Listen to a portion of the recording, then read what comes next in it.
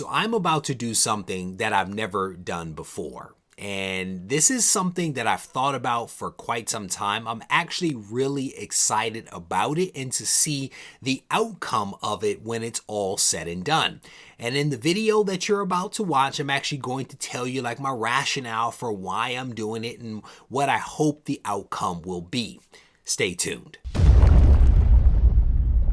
Reggie here, your friendly neighborhood comic book collector, and I want to welcome you to another one of my videos.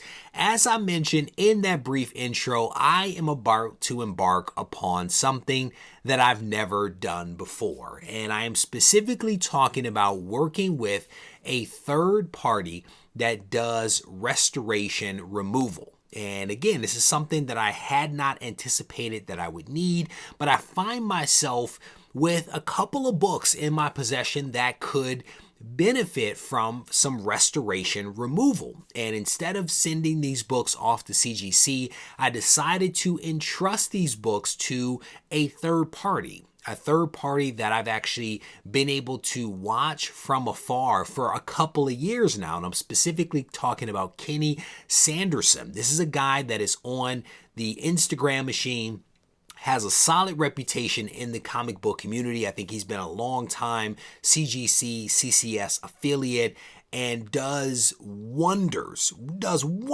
when it comes to comic book conservation, restoration removal, cleaning, and pressing. And so I've watched a ton of his videos. I've engaged him a few different times over the last couple of years to get a feel for who he is as a person. And I most recently reached out to him because I have some books that I want to have the restoration removed from.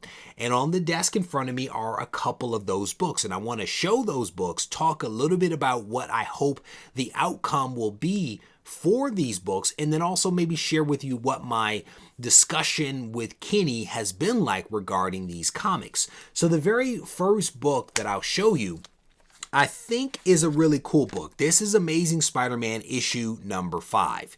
And this is a book that I picked up several years ago. I actually bought this book face-to-face from a dealer. And so I bought this book knowing that there was restoration on it. And in fact, there was actually a few restoration spots here at the bottom, specifically color touch, where someone has used a green marker and basically tried to touch up the color.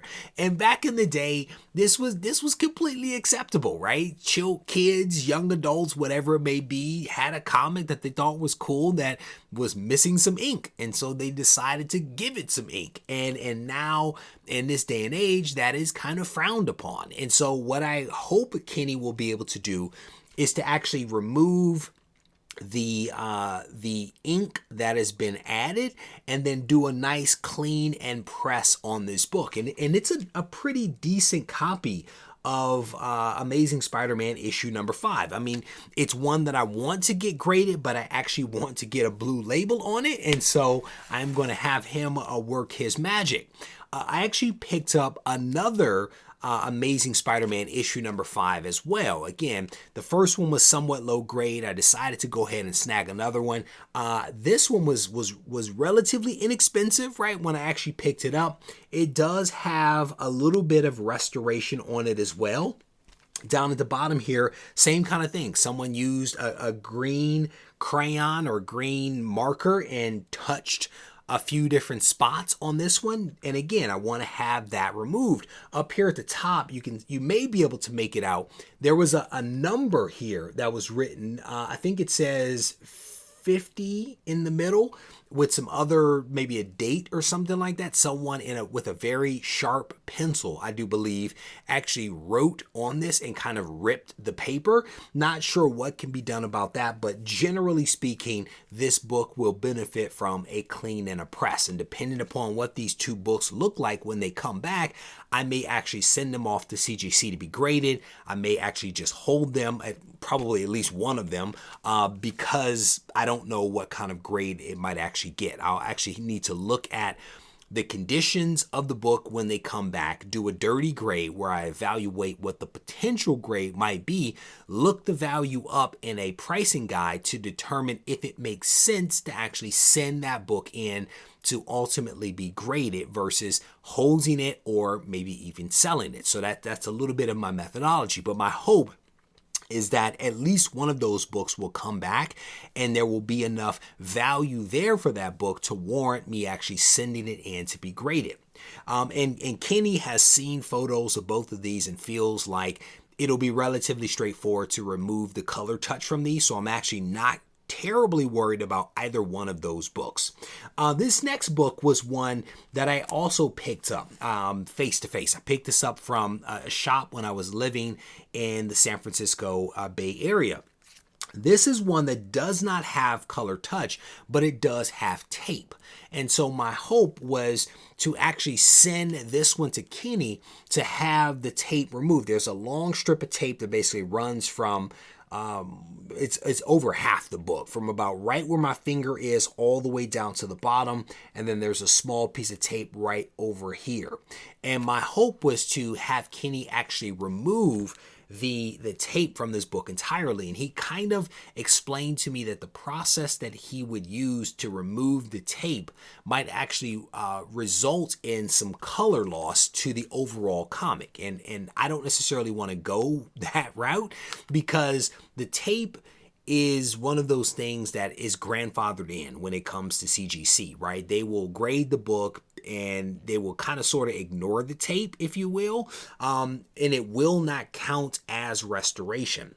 So I'm not terribly concerned about the tape removal, even though I would like to have it off of there. If it's going to cost me color, then that's something that I don't want to do. So I am going to send this book to Kenny because there is some staining over in this area that I think he could probably help with. I've seen several of his videos where he's actually worked some magic with some of these, types of books that have white on the cover and may not restore it back to its former luster, but can definitely improve it. And so again, this is a book that needs a clean and a press, and I have a feeling that this book is absolutely going to be going off to CGC to be graded.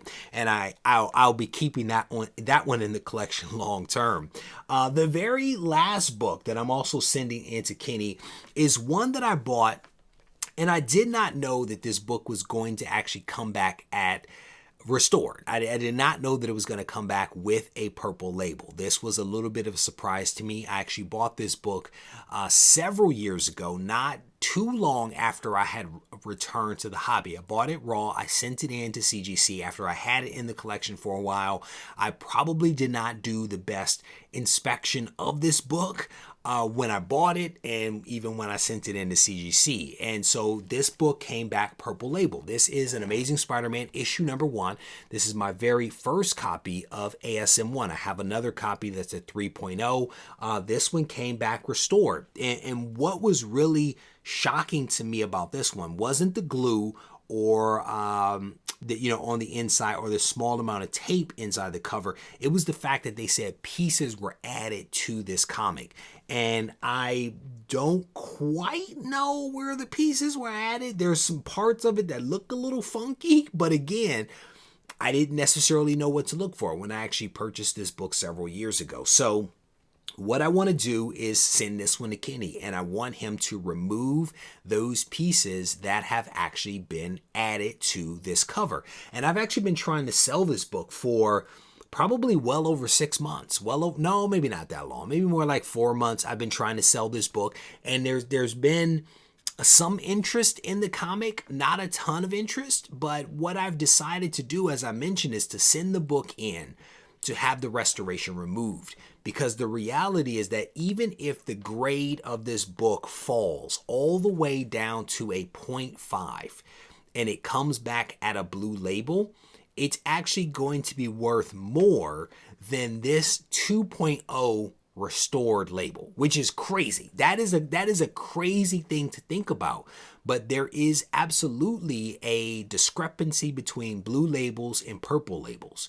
One of the other things that hurts purple labels is that not all purple labels are equal, and there's also not a ton of sales when it comes to the purple label at all grades. So that also makes it really difficult for people to value purple labels, right? So my goal again is to send this one in, have the restoration removed, and my hope is that this book comes back at least a 1.0. At least a 1.0, that would be awesome. That would be awesome if that happens. And again, even at a 1.0, this book could potentially be worth a serious amount of money, barring, of course, the pieces are not numerous. So we will see. We will see what's going to happen with this, but I'm actually literally going to bundle up these 4 books and I'm going to send them off to him and let him work his magic. And when the books come back, we will actually unbox the books. We'll take a look at them. We'll make a decision as to which ones will go in. And I know at least 2 of them. I know at least 2 of them will be going in.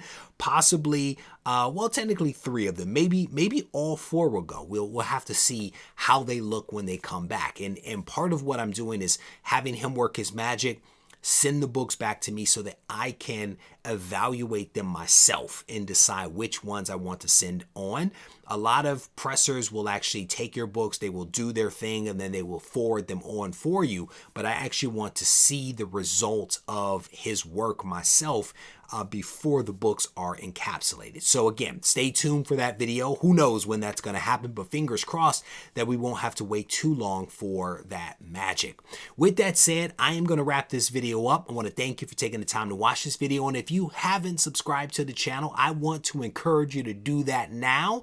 And if you haven't had an opportunity to check out the Guide to Smart Comic Collecting, a guide that I've written with Doug Bratton, I definitely want to encourage you to head over to my website, regiecollects.com. Take a look at the guide. This is roughly a 90-page guide that we are putting out that will help you get up to speed on comic book collecting. If you're new to the hobby, newly returning, or even an experienced veteran, there is something for you in the guide. As always, if you need to reach out to me, feel free to do so on Instagram at Regie Collects. Take care.